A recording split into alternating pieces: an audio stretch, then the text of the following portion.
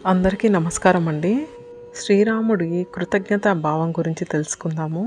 మేలు చేసిన వారికి కృతజ్ఞతమై ఉండడం కనీస ధర్మం.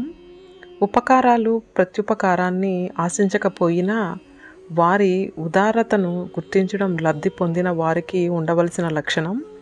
అది నాగరిక సంస్కారం. మనసుకు సంతోషాన్ని కలిగించే అనుభూతి. అది మనిషిని ఉన్నతుడిగా నిలబెడుతుంది.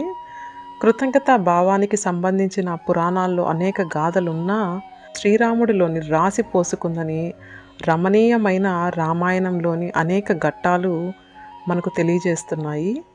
రామచంద్రుడు సాక్షాత్తు పరమాత్ముడే అయిన ఆత్మాన మనుష్యం మన్యే అన్నట్లు తనను ఒక మానవ మాతృనిగానే భావించుకున్నాడు. అందరిలోనూ తాను ఒక్కడిగా అందరి కోసం తాను అన్నట్లుగా మెలిగాడు. మానవతా విలువలకు కృతజ్ఞత భావానికి నిలువెత్తు నిదర్శనంగా నిలిచాడు. ధర్మగుణం కృతజ్ఞతా భావం ఆభరణాలుగా కలిగిన వాడు. వాల్మీకి ఆయనను వర్ణిస్తూ ధర్మశ్చ కృతజ్ఞశ్చ రామో విగ్రహవాన్ ధర్మః అన్నారు. అవతార పురుషుడైన శ్రీరాముడు అడుగడుగునా కృతజ్ఞతను ప్రదర్శించాడు. ఇతరుల నుంచి 100 అపకారాలు ఎదురైనా పట్టించుకొని ఆయన ఎవరి వల్ల ఏ చిన్న ఉపకారం పొందినా ఎంతో సంతృష్టి చెంది కృతజ్ఞత చాటేవాడట. మంచి పాలన అందించడానికి కర్తవ్యంగా కాకుండా తనను ఆదరించిన ప్రజానికానికి కృతజ్ఞతగానే తలపోశాడు. సీత వియోగంతో దారి తెన్ను తెలియక క్షోభపడుతున్న రామలక్ష్మణులకు శబరి ఆతిథ్యం ఇచ్చి హనుమ సుగ్రీవుల గురించి చెబుతుంది. ఆ మాట సాయానికే పొంగిపోయిన దయా సముద్రుడు రాముడు. దిక్కుతోచక పరితపిస్తున్న మాకు దిశానిర్దేశం చేసిన నీవు చల్లని నదిమా తల్లివై మానవాళికి తరింపచేస్తావు అని పరమిచ్చాడు. అది ఆయనకు గల కృతజ్ఞత భావానికి ఒక నిదర్శనం. సీత అపహరణ సమయంలో రావణుడిని ఎదిరించి నేల కూలిన జటాయువును చూసి దుఃఖంతో చలించిపోయాడు రాఘవుడు. సీతాపహరణం కంటే జటాయువు నా కోసం మరణించడమే ఎంతో బాధ కలిగిస్తుంది లక్ష్మణ అని విలపించాడట. రెక్కలు తెగి నేల కూలిన జటాయువు అంతిమ శ్వాసకు ముందు నాయనా నేను మీ తండ్రికి స్నేహితుడిని అని పరిచయం చేసుకుంది. వనవాసం కారణంగా అయోధ్యలో తండ్రి దశరథుడికి అగ్ని సంస్కారాన్ని నోచుకొని శ్రీరాముడు అడవిలో జటాయువుకు భక్తి శ్రద్ధలతో నిర్వహించాడు. తండ్రి స్నేహితుడిలో తండ్రిని చూసుకున్నాడు. పక్షి పట్ల కృతజ్ఞతా భావంతో పాటు పితృభావంతో తన కర్తవ్యం నిర్వహించాడు. సీతమ్మ జాడను తెలియజేయడం స్వామి కార్యంలో భాగంగానే భావించాడు ఆంజనేయుడు. కానీ దానిని మహోపకారంగా పరిగణించాడు శ్రీరాముడు.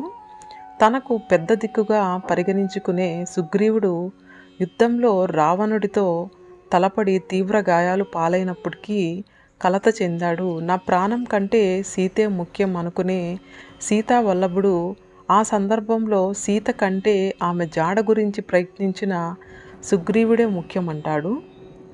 వాలి సుగ్రీవుల ఘర్షణలో సుగ్రీవుడికి సహకరించిన నాడు తనకు ఎలాంటి శారీరక ఇబ్బంది కలగలేదని, కానీ గాయపడ్డాడనే ఆవేదన ఆయన మాటల్లో వ్యక్తమవుతుంది.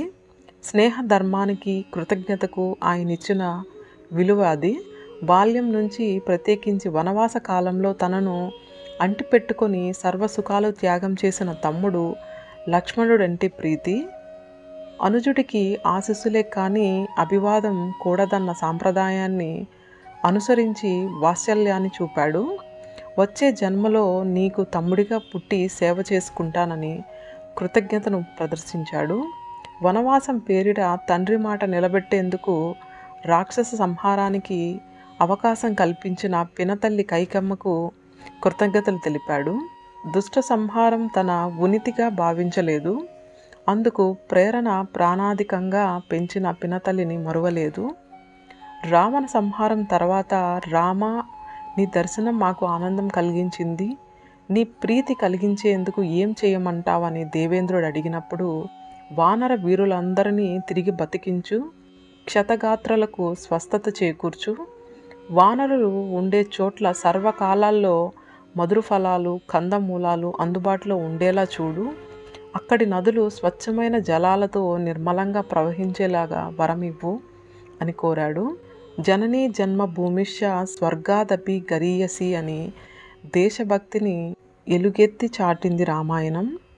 లంకా నగరం సౌందర్యాన్ని చూసి మురిసిపోయిన లక్ష్మణుడు కొంతకాలం అక్కడ ఉండిపోదామనుకున్నప్పుడు శ్రీరాముడు చెప్పిన ఈ హితవాక్యం తరతరాలకు దేశభక్తిని, మాతృభక్తిని ప్రేరేపించే తారక మంత్రమైంది. పుట్టిన గడ్డ పట్ల మాతృభక్తితో కూడిన కృతజ్ఞతాభావం ఇమిడి ఉంది. యథా రాజా తథా ప్రజ అన్నట్లు పాలకుడిని బట్టే పాలితులు ఉంటారు. గుణవంతులు, జ్ఞానవంతులు, శీలవంతులు ఆచరించిన శ్రేష్టమైన పనులనే సామాన్యులు అనుసరిస్తారని భగవద్గీతలో శ్రీకృష్ణుడు చెప్పిన మాటలు రామాయణ కాలంలోనే ఆచరణలో ఉన్నట్లు కనిపిస్తుంది.